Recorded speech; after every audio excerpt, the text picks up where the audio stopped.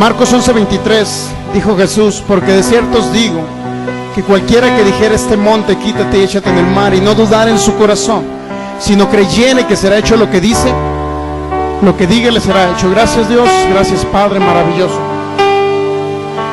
Hoy declaramos tu gloria en nuestras vidas, Señor, tu presencia maravillosa, Espíritu Santo.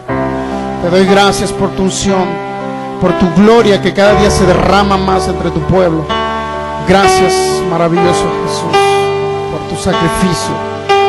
Hoy declaro, Señor, tu palabra establecida en cada corazón, revelación, sabiduría abundante, en el nombre de Jesús, para que crezcamos en fe y se muevan montañas en el nombre de Jesús, para que crezcamos en ese conocimiento de nuestro Señor Jesucristo y podamos ver tu gloria en la tierra, en milagros, señales, maravillas, prodigios.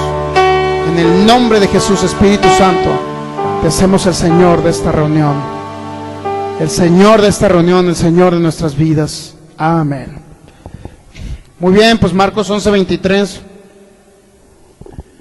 Marcos 11:23 ha sido el texto base para la serie que estamos dando, que ya estamos casi a punto de terminarlo. Cualquiera que dijera este monte, dijo Jesús, quítate, échate en el mar. Pero si no duda en su corazón, sino creyere que será hecho lo que dice, lo que diga usted le será hecho. Amén.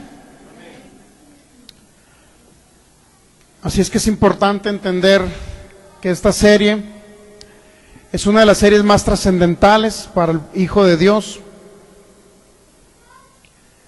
para vivir en victoria, para trascender y traer del mundo espiritual lo que Jesús ya nos dio y que se manifieste en el mundo natural o material, sea lo que sea sanidad, sea prosperidad económica, larga vida en la tierra, todo ello. Aparentemente dice, algunos dicen, eso que me está predicando hermano parece un Edén. Y sabe que la palabra de Dios vino a hacer eso en la tierra, a hacer un Edén, el Edén que había perdido Adán. Una de las últimas profecías que dio Kenneth Copeland dice, Dios te ha enviado a un lugar que a lo mejor es un lugar árido, un lugar seco, donde no hay nada, para que tú a través de la palabra, es para todos ustedes, para que tú a través de la palabra puedas hacer un Edén en el lugar donde estés. Si alguien viene enfermo, ¿qué cree? A través de la palabra que usted le diga a ellos, el Espíritu Santo se va a manifestar y los va a sanar y ya no van a vivir en enfermedad. A través de la palabra que usted les dé en la cuestión de la pobreza, usted le va a decir, Jesucristo se hizo pobre para que tú fueras enriquecido. Créele a Dios en esa área y Dios te va a prosperar y va a comenzar en milagros financieros. Entonces le va a comenzar a funcionar el reino de Dios aquí en la tierra. En el Padre Nuestro, cuando Jesús lo dijo por ahí en Mateo, no sé si capítulo 5, capítulo 6, que ya lo vimos, dijo, hágase tu voluntad, así como en el cielo, también aquí en la tierra. En el cielo sabía que no hay enfermedad, no hay pobreza en el cielo. En el cielo nadie está diciendo, a ver, me va a sudar mi frente para poder comer este día. No. Cuando usted se vaya al cielo va a estar bien a gusto ya. Pero Dios le envió su palabra para que aquí también esté a gusto y viviendo una vida en victoria.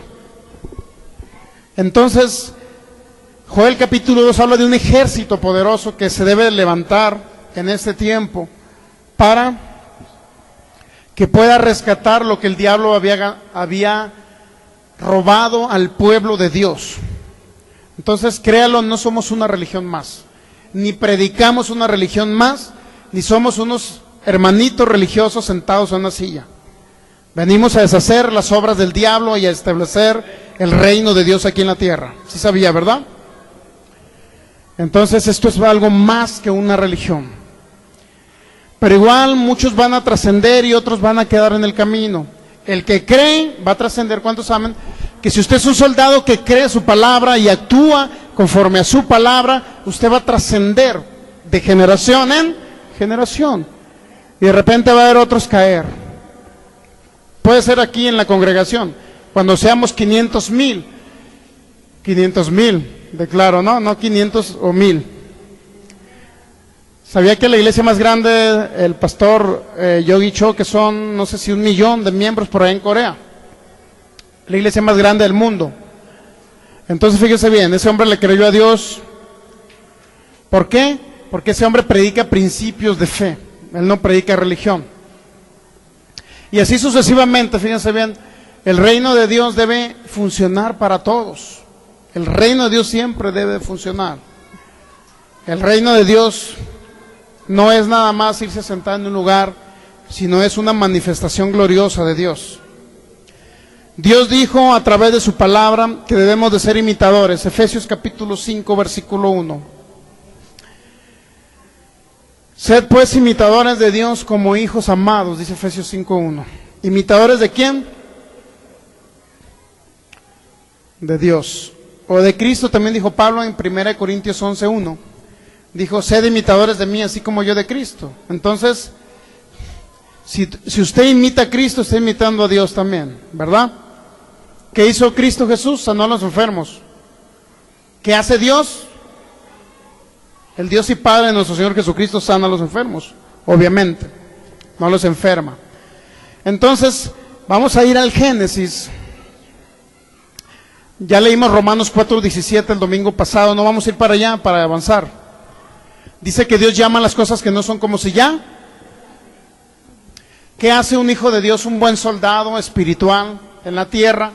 Un buen discípulo de Cristo, ¿qué es lo que hace? Llama a las cosas que no son como si ya.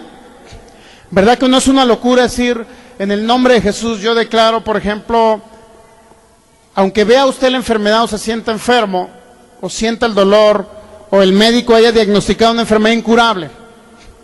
Lo digo para nuestros amigos que nos van a ver en internet, porque aquí todos estamos sanos, ¿verdad? Si el médico diagnosticó una enfermedad incurable, llamarse sano cuando la enfermedad, cuando hay un papelito ahí en base a un laboratorio que dijo, tienes cáncer. ¿Llamarse sano será una locura? Por supuesto que no. Dios llama a las cosas que no son como si ya fuesen. Es decir, la persona que está enferma de cáncer debe decir, soy sano por la llaga de Jesús. Independientemente del diagnóstico médico, independientemente de lo que diga la ciencia médica. ¿Estamos de acuerdo? No es locura. Muchos creen que cuando alguien llama a las cosas que no son como si ya fuesen, muchos creen que estamos engañando a las personas o nos estamos engañando a nosotros mismos. Dice, ¿cómo es posible que tú digas que eres sano cuando ya a través de la ciencia médica ahí diagnosticaron que tenías esa enfermedad? ¿Por qué te declaras sano? Te estás engañando a ti mismo, dicen algunos por ahí de la predestinación. Algunas iglesias cristianas le dicen eso, fíjese. Es decir, que usted viva por su realidad natural, no por su realidad espiritual. ¿Cómo debe vivir el Hijo de Dios? Es más, mire, póngase a pensar tan solo esto. ¿Cuántos saben que somos espíritus? Que estamos dentro de un cuerpo y que poseemos una alma, sentimientos, voluntad. ¿Verdad que usted es un espíritu? Ese cuerpo es transitorio, ¿sí sabía? Porque ese cuerpo usted va a ser transformado cuando venga Cristo. Dentro de no muchos años viene Cristo, ¿sí sabía? Entonces usted va a ser arrebatado, ya sabía, usted no se va a ir a una tumba. Gracias a Dios que nos tocó vivir en esta generación. Gracias a Dios que yo no van a ver ni mis hijos, ni nadie va a ver mi cuerpo en un ataúd. Gracias a Dios. Yo le doy gracias a eso por Dios, a Dios, por eso. Porque Jesús va a venir antes y va a ser transformado el cuerpo de usted. ¿Sí sabía? Créalo que ya falta muy poco tiempo. Cuando veas, dijo Jesús en Mateo 24, cuando veas que la higuera ya está a punto de reverdecer, algo así dice la Biblia, ¿no? ¿Sabe qué significa la higuera? La higuera significa el pueblo de Israel. ¿Sabe cuándo reverdeció la higuera? 1948, cuando el pueblo de Israel se constituyó nuevamente como nación. De ahí cuéntele 50 años para que se cumplan exactamente los 6,000 años que están destinados para el hombre en la tierra. 6,000 años.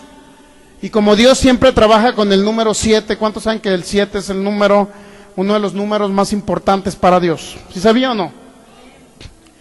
Mucha gente le dice a un enfermo que no ha actuado en fe, a ver, dale 7 vueltas a este lugar, y cuando la persona anda todo dañado de sus músculos, de sus tendones, le da 7 vueltas y cuando termina la última vuelta, ¿sabe lo que sucede?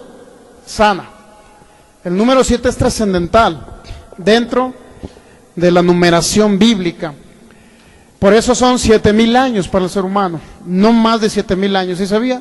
Pero como todavía queda un año que se llama el milenio, que le llama un día a Jesús, el día del Señor, es básicamente un día, lo determina como si fueran 1000 años. Por ahí viene la segunda de Pedro 3, es una serie que está enseñando el pastor Arnoldo, muy importante. Entonces fíjese bien, quedan todavía 1000 años que vamos a vivir sobre la tierra en un cuerpo transformado en inmortal. Pero antes viene el arrebatamiento, antes viene la gran tribulación. Entonces fíjese bien, si todavía nos quedan 1000 años más, entonces ¿usted cuánto creen que hace falta para cumplir los 6,000 años? Unos cuantos años.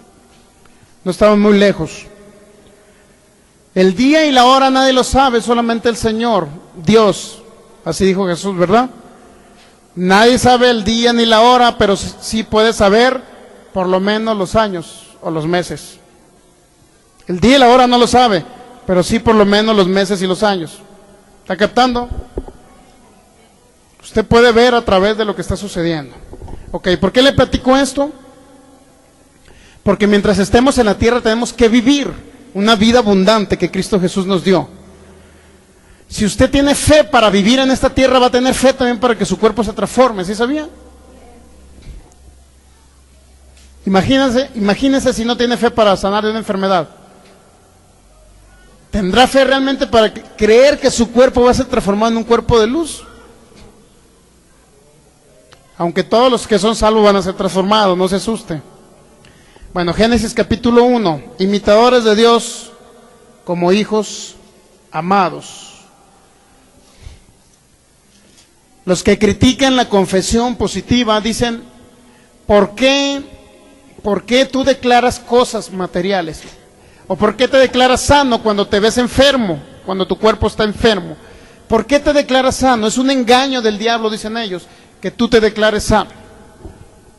Entonces, si la Biblia dice que debemos ser imitadores de Dios, y Dios a través de su palabra sabía que constituyó el universo. Si yo soy imitador de Dios, significa que yo debo hablar cosas que no veo para que se manifiesten. Por ejemplo, Génesis 1:3. Y dijo Dios, ¿qué dijo Dios? Sea la luz. ¿Y qué sucedió cuando Él declaró su palabra? Fue la luz. Génesis capítulo 1, versículo 6. Luego dijo Dios, haya expansión en medio de las aguas, y separa las aguas de las aguas, e hizo Dios la expansión y separó las aguas de las aguas, debajo de la expansión de las aguas que están sobre la expansión. Y fue, ¿cómo fue? Así. Pero ¿qué dice que luego dijo Dios? Se da cuenta que todo fue a través de su palabra. Génesis 1:9. ¿Cuántas confesiones de fe van ahí? 2, ¿verdad? Génesis 1:9 es la tercera. Dijo también Dios, júntese las aguas que están debajo de los cielos en un lugar y descúbrase lo seco. ¿Y qué sucedió cuando Dios lo dijo? Fue así. Génesis capítulo 1, versículo 11. Cuarta confesión. Después dijo Dios, produzca en la tierra hierba verde, hierba que dé semilla, árbol de fruto que dé fruto según su género, que su semilla esté en él, sobre la tierra. ¿Y qué pasó? Cuando Dios lo dijo, fue así. Quinta confesión, Génesis 1:14. Dijo luego Dios, haya lumbreras en la expansión de los cielos para separar el día de la noche y sirvan de señales para las estaciones, para días y años. ¿Cuántas van? 5, ¿verdad? Génesis 1:20, 6. Esa es la sexta. Génesis 1:20. Dijo Dios, produzcan las aguas seres vivientes y aves que vuelen sobre la tierra en la abierta expansión de los cielos. Y luego dice, ¿cuántas van con esos? 6 confesiones de fe, ¿verdad? ¿Sí o no? Dijo Dios, recuerde que dice, Génesis 1:24. ¿Cuántas van con esa? 7. ¿Qué dijo en Génesis 1:24? Luego dijo Dios, produzca la tierra seres vivientes según su género, bestias y serpientes y animales de la tierra según su especie. ¿Y qué pasó? Y fue así. ¿Cuántas confesiones fueron? ¿Se da cuenta que el número 7 tiene gran trascendencia en el mundo espiritual? ¿En cuántos días creó la tierra el Señor? En 6 y descansó el séptimo, recuerden. ¿Cuántos días consideró Dios? 7. ¿Se da cuenta que todo tiene una gran trascendencia con el número 7? ¿Cuántos años tiene que vivir usted sobre la tierra? 6,000. ¿Cuántos años? Dice en 2 de Pedro, dice, para el Señor es un día como 1,000 años, o 1,000 años como un día, ¿sí sabía? ¿Y sabe lo que estaba diciendo Dios? En pocas palabras, los 7 días originales, 6 días, ¿cuántos días trabajó Dios? 6, ¿verdad? ¿Qué fue lo que hizo Dios en esos 6 días? Trabajó. Sí, estamos de acuerdo, ¿verdad? ¿Cuántos años, cuántos milenios Dios tenía que trabajar en la tierra para que el hombre se convirtiera, para enviar su palabra, para enviar la ley de Moisés, para guiar al pueblo de Dios hacia Cristo cuando viniera Cristo? ¿Cuántos años trabajó Dios con un pueblo, con la humanidad, después de que Adán cayó? Son 6,000 años los que va a trabajar. ¿Sí sabía? Y el milenio representa el día de reposo. ¿Sí sabía? ¿Por qué? ¿Por qué cree que representa el día de reposo el milenio? Porque Cristo venía a reinar a la tierra y usted ya no va a sufrir hambre ni va a sufrir enfermedad. ¿Sí sabía que no va a sufrir enfermedad en el milenio? ¿Sí sabía que la tierra va a ser reformada, se podría decir, en ese milenio? No va a haber enfermedad aquí en la tierra en ese milenio. Por eso representa el día de reposo, ese séptimo milenio. ¿Está captando por qué Dios siempre trabajó con el número 7? Dios trabaja con el número 7. ¿Cuántas confesiones dijo Dios? 7. Con los cuales formó todas las cosas. Todas las cosas, el universo.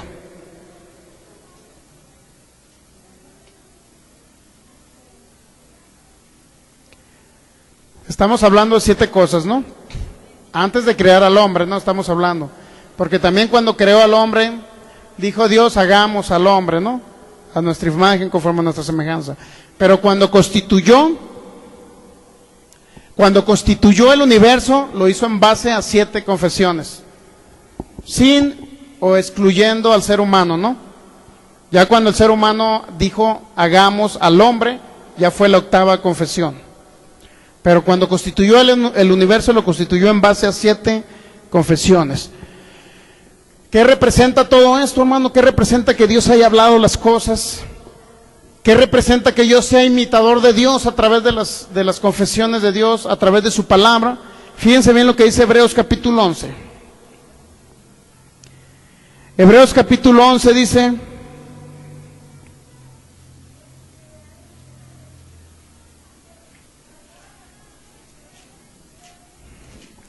Hebreos capítulo 11, versículo 3. Por la fe entendemos haber sido constituido el universo. ¿Por qué entendemos que se constituyó el universo? ¿Por qué entendemos? Por una palabrita que se llama fe, pero es algo que es una sustancia que tienen los hijos de Dios. Por la fe entendemos haber sido constituido, ¿qué? El universo. ¿Por qué se constituyó el universo? Por la palabra de Dios. De modo que lo que se ve fue hecho de lo que no se veía. ¿Se da cuenta? No, en pocas palabras, no había nada. Dios habló su palabra y dijo, hágase la luz. ¿Y qué cree que sucedió? Fue así. Esto es, cuando los hijos de Dios imitan a Dios, fíjense en qué sentido lo imitan, ya hablamos un poquito en esta serie. Cuando los hijos de Dios imitan a Dios y llaman las cosas que no son como si fuesen, porque Dios, a través de la palabra que no se veía, constituyó el universo. ¿Qué es lo que va a constituir usted a través de lo que no se ve, que se llama palabra de Dios? ¿Qué es lo que tiene que constituir? ¿Un nuevo universo, hermano? No. Usted va a constituir su propio universo. Hermano, voy a crear el cielo, las estrellas. No, su universo me refiero a su destino. Su porvenir lo constituye ¿quién? Usted lo constituye su porvenir. No lo constituye Dios, porque Dios ya lo constituyó a través del principio de la creación, a través de su palabra. Dios ya constituyó el futuro de los seres humanos, ¿sí sabía? Jesús dice, yo he venido a que tengan vida y vida en abundancia. Él ya lo dijo. ¿Quién es el que tiene que apropiarse de esa vida abundante? Es usted. Dios no le va a decir, a ver, te voy a agarrar como si fueras una marioneta y yo te voy a guiar por el buen camino. Y ahí va la marioneta siguiendo a como Dios la va dirigiendo. No es así. Dios a través de su palabra ya dijo que usted es bendecido con toda bendición espiritual, porque Él ya lo bendijo a través de Cristo Jesús. ¿Qué tiene que hacer el Hijo de Dios? A través de la palabra comenzar a hablar lo que está escrito, creerlo en su corazón para forjar su bendición, para que la bendición de Dios se manifieste. ¿Me explico? Dios ya se la dio porque ya lo bendijo con toda bendición espiritual en lugares celestiales, Efesios 1:3. Pero depende de usted que se manifieste en la tierra, no depende de Dios, depende de la fe de usted. Conforme usted lo cree en su corazón, lo comienza a hablar con su boca y comienzan a suceder cosas que no se veían, comienzan a suceder cosas que ahora se comienzan a ver. Si usted no tenía, por ejemplo, un vehículo, lo declara, ¿qué cree que sucede cuando pasa el tiempo? Se va a manifestar ese vehículo. Dios le va a dar la oportunidad de que usted reciba un milagro financiero o a alguien que le regale un carro. Hermano, pero ¿cómo van a regalar un carro? Pues eso es imposible. Yo conozco personas que han sembrado carros. Personas que han regalado carros. Ahí en Los Mochis se han dado esos casos. Personas que han dicho, aquí están las llaves de mi carro, el Señor me dijo en mi corazón, me puso en mi corazón que te lo sembrara. ¿Sí sabía eso? Él anda buscando un pueblo que le crea. ¿Me explico? No un pueblo de dura service, de duro corazón. O de duro coro, como decimos aquí en Sinaloa. O de codo duro. Para que escuche más feo, ¿no? De duro codo o de codo duro. Cuando usted se desprende de las cosas, porque gran parte de que fluya la bendición es que usted se desprende en su corazón de cosas. Y una vez sembré algo, lo sembré, y yo creo que lo sembré muy bien, porque en un momento dado recibí mi cosecha.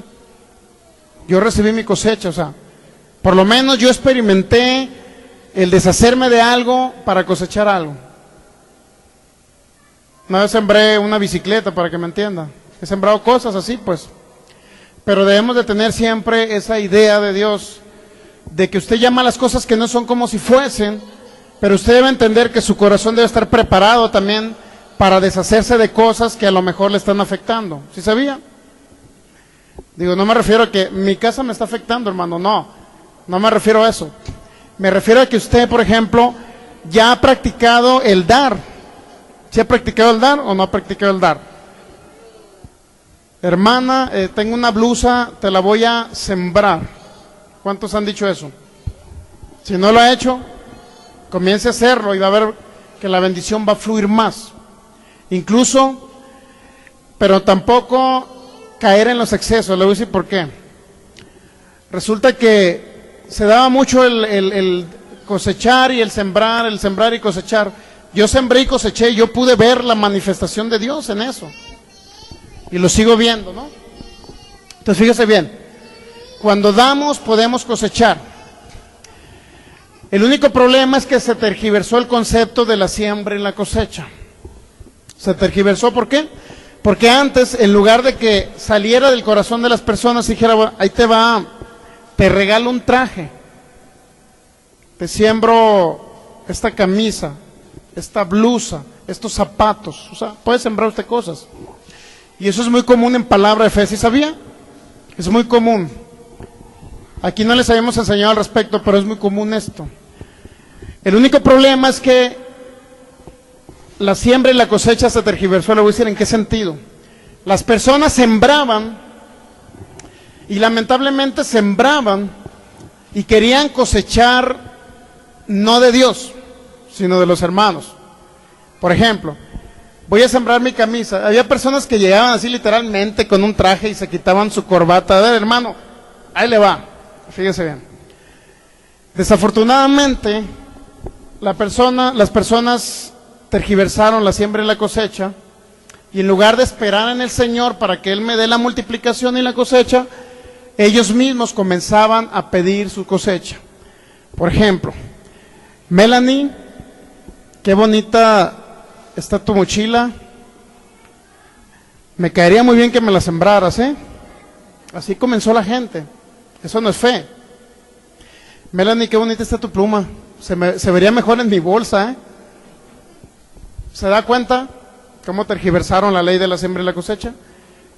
Un día llegó un hermano y me dijo, hermano, qué bonito traje, qué bien se vería en mi cuerpo, me dice. Hermano, por favor, nunca ande pidiendo su cosecha, le dije. Y se quedó. Yo le paré el alto porque comenzaron a actuar fuera de la fe. Cuando tú actúas en fe es que tú das algo de corazón, lo das, lo regalas. Jamás vas a andar pidiendo tu cosecha, porque la cosecha viene del Señor en un momento dado. Alguien va a llegar y no nada más te va a dar, si tú sembraste una blusa, no nada más te va a llegar una blusa, te van a llegar 5, 10. ¿Está captando? O va a recibir dinero para comprar más. Pero jamás. El caso es que llegó este hermano y me dijo, oye, qué bonito está tu traje, hermano, se vería muy bien, siémbramelo. Dije, Dios mío, esto ya está totalmente tergiversado. Le dije, hermano, las cosechas nunca se piden, solamente se reciben del Señor y se manifiestan sin que tú lo andes pidiendo. Le tuve que cortar el rollo muy feo, ¿no? Afortunadamente no me odió el hermano y me sigue amando. Pero fíjese bien, es necesario entender esto. Ahora, ¿por qué vamos a la ley de la siembra y la cosecha? ¿Por qué nos vamos por ese lado? Porque los hijos de Dios declaramos cosas y las cosechas llegan cuando usted las declara. Cuando usted actúa en fe, pone un acto de fe para que se manifieste, me explico. Si usted quiere ser abundantemente próspero, ¿qué va a hacer? Diezmar y ofrendar. El que no diezma nunca va a ser próspero, sencillo. Es práctica esa ley, ¿no? Yo practico el diezmo y la ofrenda, por eso se lo digo. Porque yo lo practico. No porque soy oidor olvidadizo y nada más quiero que usted siembre para yo enriquecerme. Jamás ha estado en mi mente eso. Si fuera así, ya estuviera en otra congregación recibiendo mi sueldito a gusto, sin necesidad de andar sufriendo acá. Créalo que sí fuera el asunto. Entonces, fíjese bien, cuando damos, diezmamos y ofrendamos es para que Dios nos multiplique. Si nunca me declaro próspero, hermano, y recibo milagros financieros, pero no creo en los diezmos, ¿va a recibir algo? No hay un acto de fe, no hay una manifestación, no hay amor a Dios.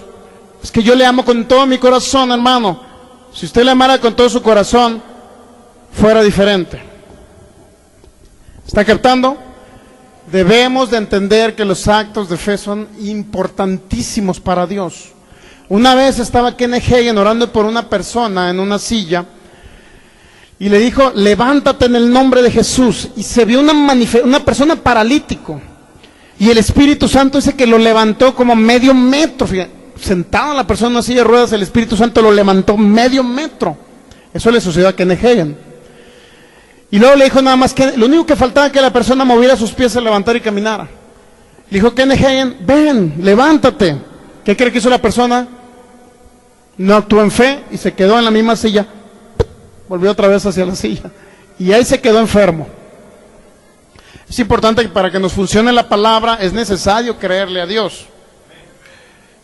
Yo le mentiría que si usted no diezma mi ofrenda va a prosperar. Yo le mentiría, la verdad. Y como no me gustan las mentiras, pues no tengo por qué mentirle. ¿Por qué? Porque yo lo he practicado, he visto los grandes milagros financieros que he recibido. Hoy ha habido años en que, por ejemplo, de mi sueldo normal, para que me entiendan, de mis honorarios normales, cuando tenían un despacho allá en Los Mochis, de repente 180,000 pesos en un milagro financiero donde nada más contacté a una persona con la otra.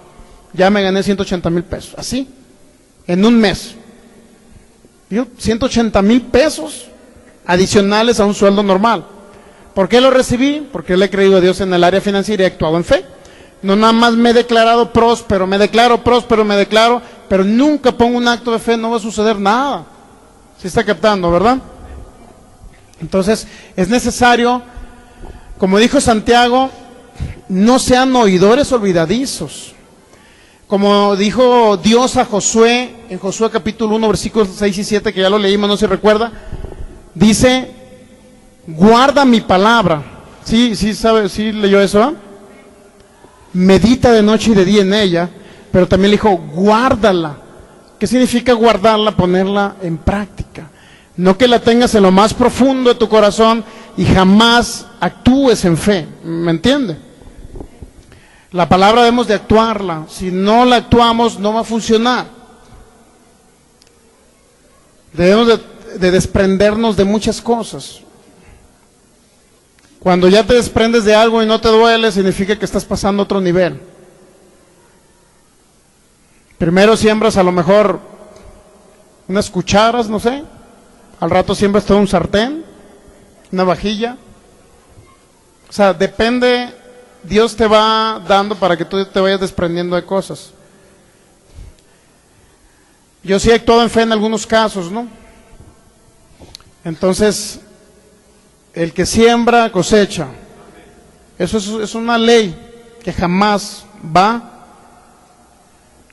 de funcionar, jamás va a dejar de funcionar. Génesis 22, fíjense, por ahí viene esa ley. Génesis 22.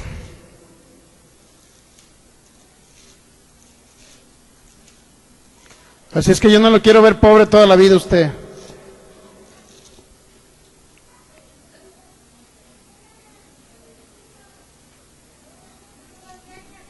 Génesis capítulo 22, 8, 22. Ahorita le digo cuál es. Según es 8, 22. 8, 22. Fíjense bien lo que dice Génesis 8, 22. Mientras la tierra permanezca, no cesarán, o sea, no acabarán, en pocas palabras, la sementera, que viene siendo la siembra, y la siega, que viene siendo la cosecha. Mientras la tierra permanezca, no cesarán la sementera y la siega, el frío y el calor, el verano, el invierno, el día y la noche. ¿Sabe qué significa todo eso? Así como usted se ha dado cuenta que siempre hay calor, hay una época de calor y una época de frío, ¿sí o no?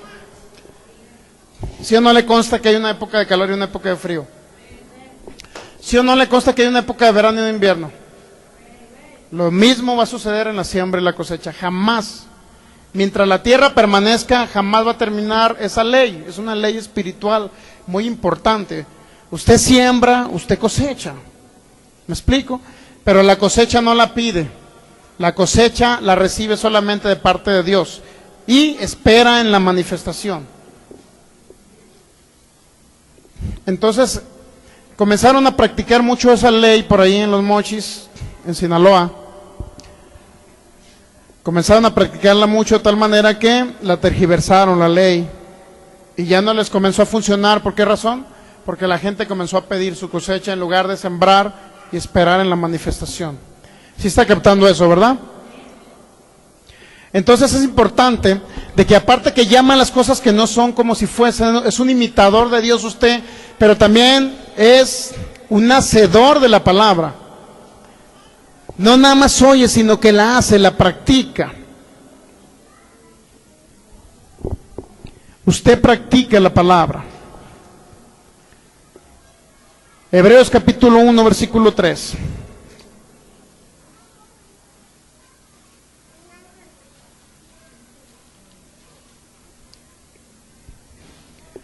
Hebreos capítulo 1, versículo 3, dice, el cual siendo, hablando de Jesús, dice, Dios habiendo hablado muchas veces, el versículo 1, ¿no?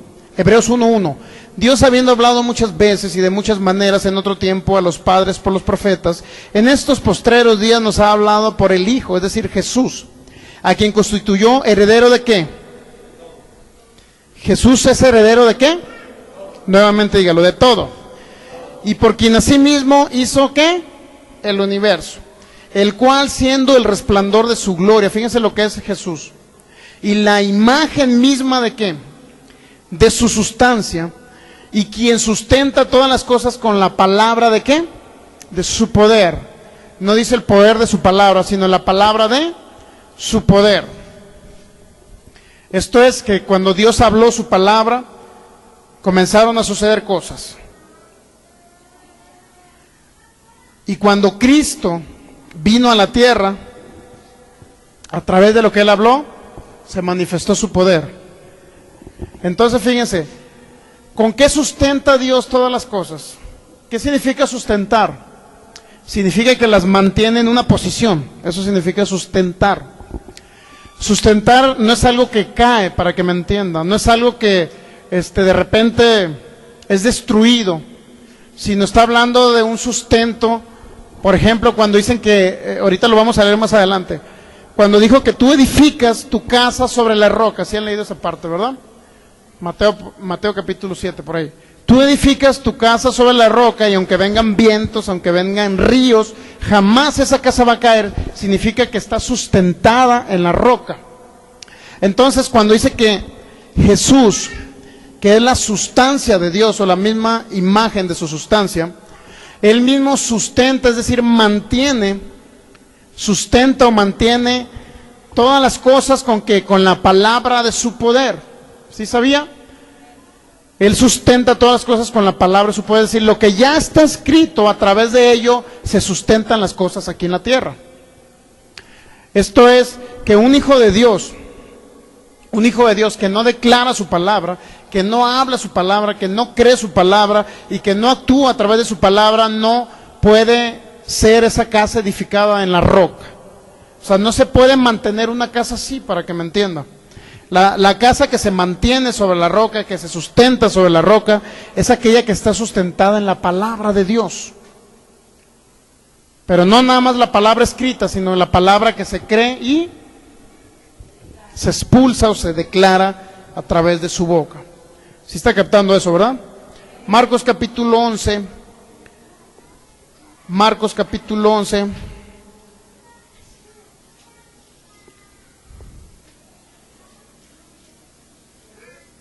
Dijo Santiago, muéstrame por tu fe por tus obras, y yo te mostraré mi fe por mis obras, dijo Santiago. Es importante entender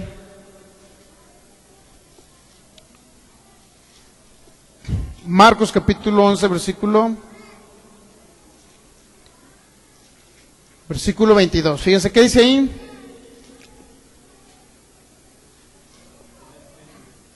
Tened fe en Dios.